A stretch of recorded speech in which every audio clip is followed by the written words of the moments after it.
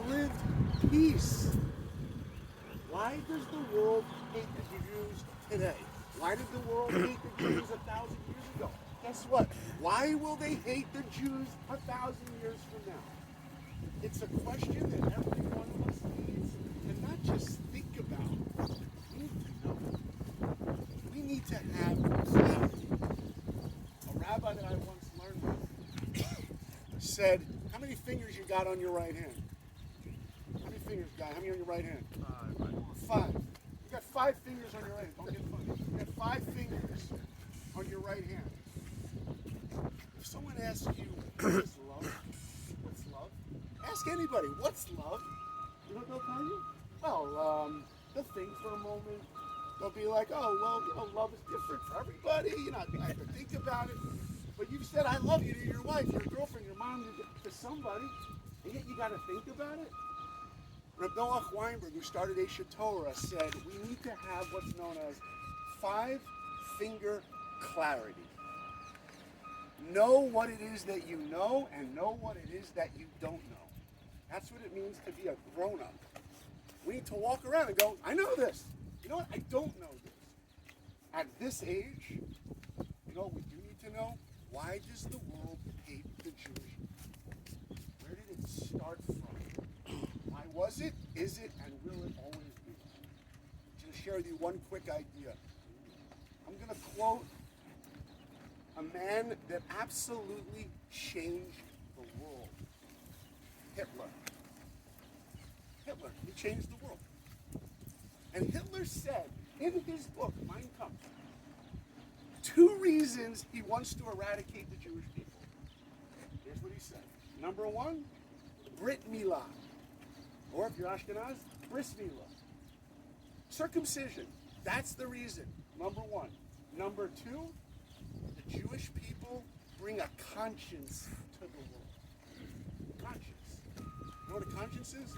Right and wrong. Right and wrong. I live in a town called Hollywood. And there is a phrase that has penetrated Hollywood. You're going to hear it outside Hollywood. You hear Oprah talking about it. Everybody in Hollywood talks about this phrase. It's called your truth. Some of you may say that phrase, your truth. Hey, go live your truth.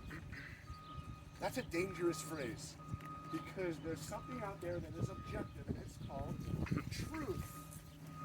And every one of our perceptions is not truth. Rabbi Yitzchak Berkovitz, not truth. He has a perception of truth. The humility that a human being needs to have is to realize that I don't know the whole picture. There's no such thing as your truth. There's your feeling. There's your emotion. And the world out there tells you, here's the phrase, go and live your truths. You know who did that? Hamas. You know what the Jewish people brought to the world that the world wants to eradicate? Right and wrong. And you know what it means? Not what I wake up and feel like doing every day.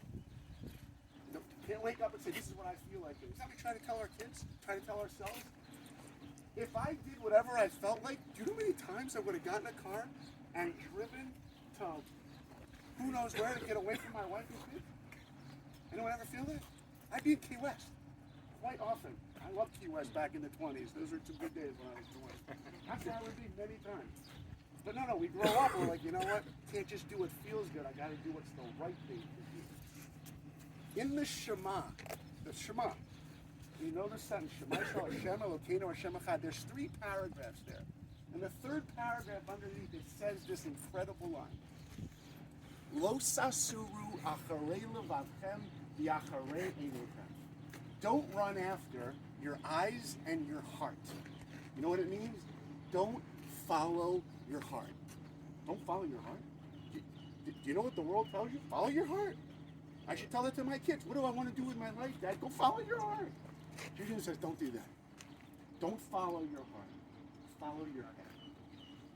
Once you decide the right thing to do, with 5-finger clarity, you figured it out. Forget about your emotions. Once you figured out what the right thing to do is, then take the powerful emotion of your heart and direct it towards what your head decided was the right thing to do. Will Smith goes up on stage and destroys his career You know why? Because he felt like it. Will Smith acted on his emotions. And many of us, when we saw what he did to Chris Rock, we're like, hey, that was a terrible thing. You see what Will Smith did? What, we never do that. But what, we don't act on our emotions? You ever wrote an email when you're angry? You ever try to discipline your kid when you're angry? You did the same thing Will Smith did. Maybe not on a public stage. All of us have to control our emotions and let our mind dictate what we do. By the way, that's why tefillin is on our head. The box is here and there's a box here. Why? There's a box here and not here. It's the heart. No, hold on. It's right here. Right in this spot, right here, which is the last place that the skull is formed. When a baby comes out of its mommy, you know, the brain, the head's like in a little cone. That last spot, that's where the tefillin goes. And the straps go down to your heart. Where's the other box? On your muscle, on your bicep. That's your strength. And then we wrap it and put God's name on our hands. Why our hands? Because our hands are how we create the world. In the muscle turn to the heart. There you go. It's all connected. We know that this is what we do.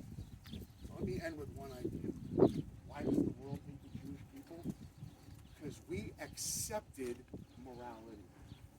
We accepted morality. And where do we find the morality? In the #1 bestseller of all time. Not Harry Potter. By the way, that's number 4. Number 3 bestseller of all time is The Little Prince.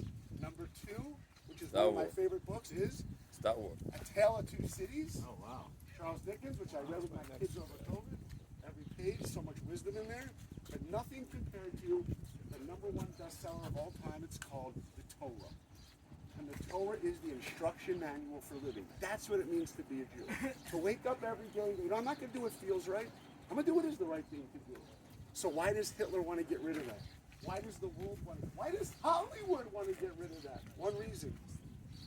Because if I can get rid of the book that tells me what to do, which was written, by the way, by the creator of the world, then you know who becomes God? They built Titanic, and on the newspaper it said, not even God could sink this ship himself. Whoa. Look at the arrogance of mankind. You know what it means to be a Jew? The creator of the world gave me a book of instructions. And I don't wake up and do what I feel like doing. That's where we know what right and wrong is. That's why the world hates us. That's what we represent. So what do we do with that? You know what we do with that? One thing. We grow. We grow. Rabbi Yitzhak Berkovitz says so beautifully, every single one of us has a list of attributes that are negative. We all do. We got to work on controlling anger. We got to work on whatever. You know what life's about? Make that list shorter. We all have the list. How are we going to make it shorter? Well, we got another list. The positive attributes. Take those and use those as tools to fix the negative. Years ago, we took our kids to the Muir Woods in Northern California, the most beautiful trees. We were just walking around in trees. Beautiful. Trees are amazing. And they have the trees you could drive through, and they have the trees that go around like 20 feet circumference. Amazing. And everyone's walking by the trees and they're looking up, wow, the trees are amazing.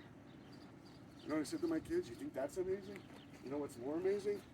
You know what's going on below the surface? Because I'll tell you one thing.